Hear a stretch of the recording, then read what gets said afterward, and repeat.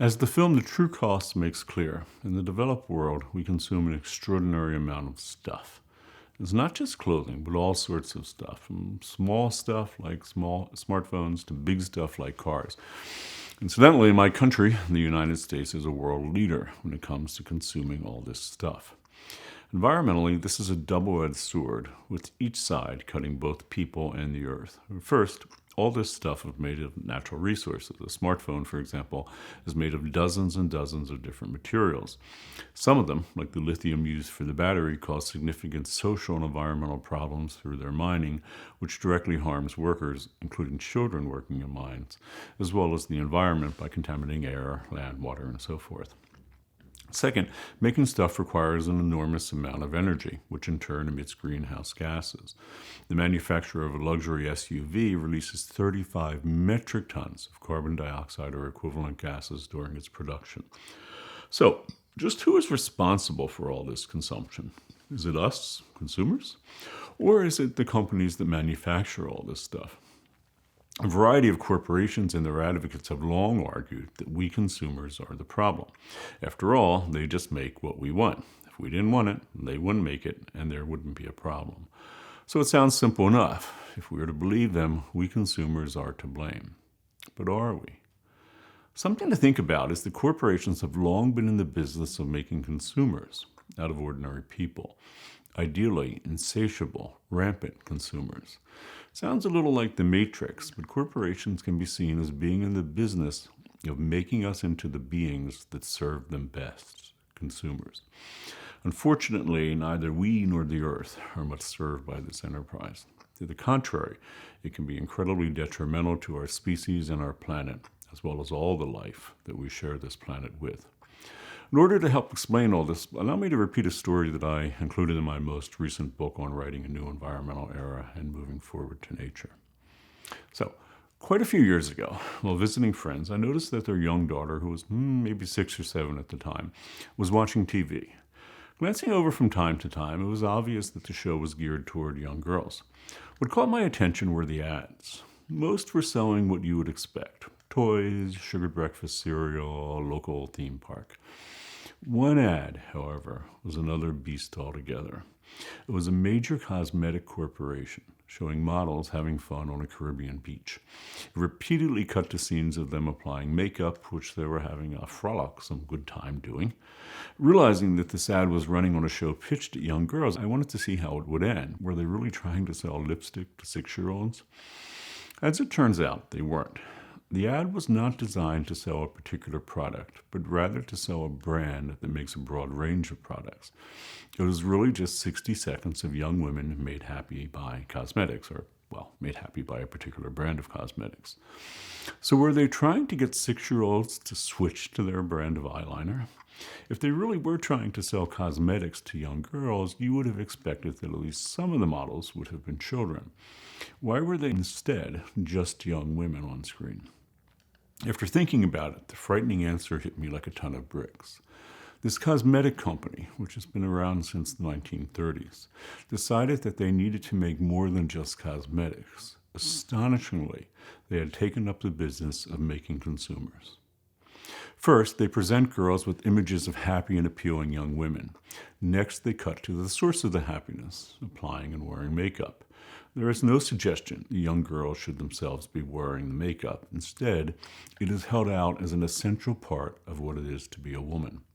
It may take a decade or more, but by repeatedly and subtly suggest that the road to womanhood is paved with cosmetics, a generation of consumers is created whose very sense of self, in this case a gendered self, depends on the product on offer. With so much at stake, the fragile, emerging self-identity of a human being, the desire to have and the fear of being without the product becomes extraordinarily important as it is presented as an essential part of a happy and successful adulthood.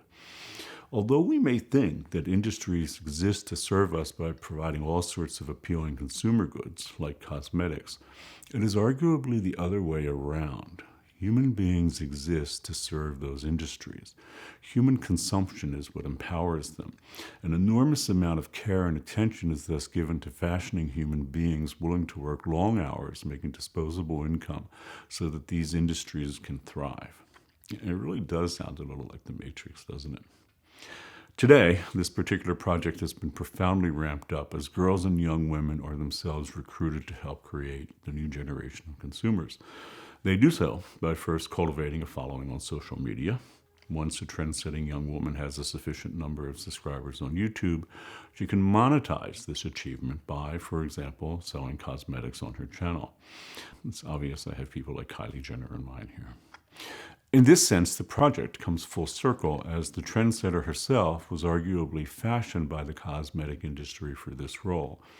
Ironically, she may see having been conscripted by the cosmetic industry as personally validating and as a great achievement. Maybe, sadly, it was, as girls and young women are certainly encouraged to admire individuals such as this. Of course, all sorts of industries are in the business I'm doing this, and it certainly just doesn't involve girls and young women.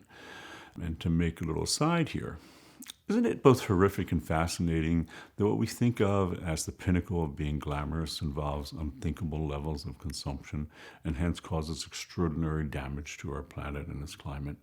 I'm thinking of things here like flying, which is already the worst thing that you can do environmentally, and then doing it in a personal jet, having rooms full of clothing that you may never wear, living in a house big enough for a dozen families, having your own fleet of luxury or performance cars, and so forth. If this is the American dream, we desperately need to come up with a new one, and quickly, as millions of people aspiring to this lifestyle, such as by living in cookie-cutter McMansions with, palatial closets and four-car garages, this is making the earth uninhabitable for our species. The film, The True Cost, shows us the ugly underside of this consumption machine, which is a disaster for both us and the planet, especially for the people making our clothes. In terms of clothing, the average American purchases over 60 items of clothing every year, and that's not including incidentals like socks and underwear. Thus, although we consumers are seemingly the ones that benefit by this, it is the corporations selling all this stuff that really profit. Our job is to buy, briefly wear, and then dispose, and repeat that, and repeat that, and repeat that. While The True Cost focuses on the fashion industry, this ramped-up consumerism impacts all sorts of products. Incidentally, 150 years ago, Henry David Thoreau desperately tried to convince us of the truth about all this when he argued that the goal of the clothing industry was, quote, not that mankind may be well and honestly clad, but unquestionably that corporations may be enriched. So, at the risk of repeating myself, just who is responsible for all this consumption? Is it us consumers, or is it the companies that manufacture all this stuff? Thoreau certainly thought that the industry was principally to blame. I'm curious to hear what you make of all this. Do you agree with Thoreau?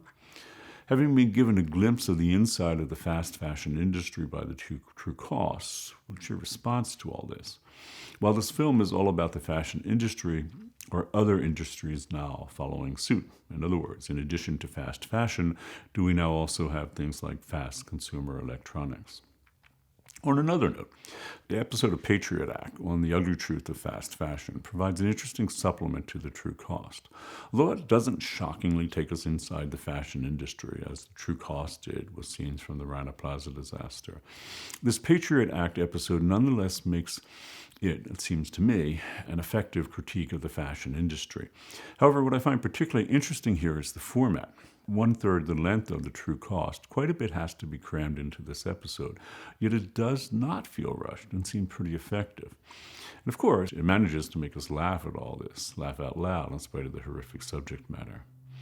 The episode of Patriot Act raises an important question. How should we go about informing the public of issues like this?